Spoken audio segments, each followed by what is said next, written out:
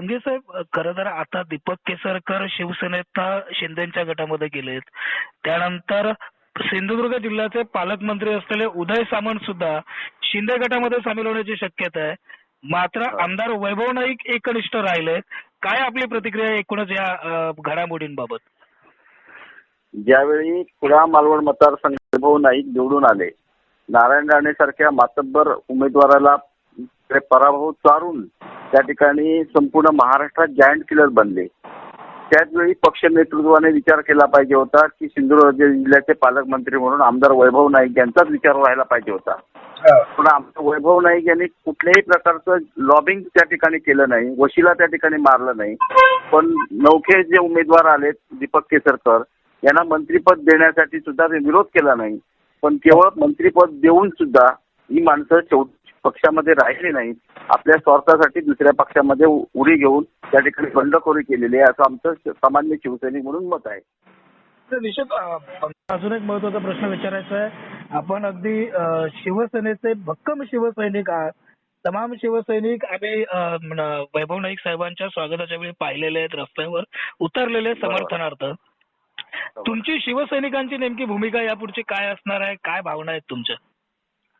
आजही शिवसैनिकांची भूमिका हीच राहील की ज्या पद्धतीमध्ये आमदार वैभव नाईक निर्णय घेतील त्याच पद्धतीमध्ये सामान्य शिवसैनिक आमदार वैभव नाईकच्या नेतृत्वाखाली काम करतील. पण आम्हाला खात्री आहे सर्वसामान्य मतदारांचा कधीही अवमान किंवा पराभव करणार नाही किंवा अविश्वासाला पात्र ठरणार नाही याची खात्री आम्हाला आमदार वैभव नाईकांच्या संदर्भात आहे.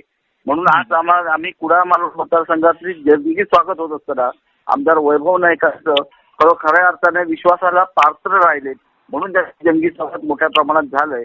आणि यापुढे सुद्धा आमची पक्ष नेतृत्वाला विनंती आहे की यापुढे तरी निदान या निष्ठावंत कडवट शिवसैनिक आमदार वैभव नाईक यांचा मंत्रिपदासाठी विचार करायला पाहिजे अशा सर्वसामान्य शिवसैनिकांची अपेक्षा आहे. मी पंगे साहेब अगदी शेवटचा प्रश्न तुम्हाला विचारतोय. आपण शिवसैनिक आहात.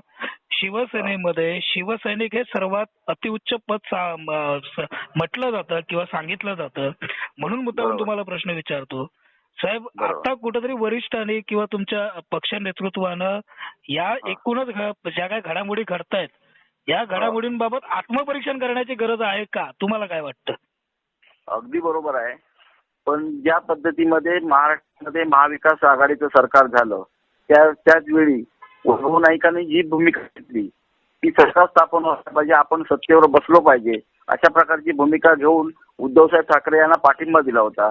आणि तीच आमची माफक अपेक्षा पक्ष नेतृत्वाकडे आहे की यापुढे अशा प्रकारची चूक सुद्धा पक्ष नेतृत्वाकडून होता कामा नये की वैभव नाईकासारख्या नेतृत्वाला संधी दिल्यास संपूर्ण सिंधुदुर्ग जिल्हा हा शिवसेनेचा बालेकिल्ला होईल याची आम्हाला सगळ्या शिवसैनिकांना खात्री आहे. ओके, धन्यवाद साहेब. धन्यवाद. थँक्यू.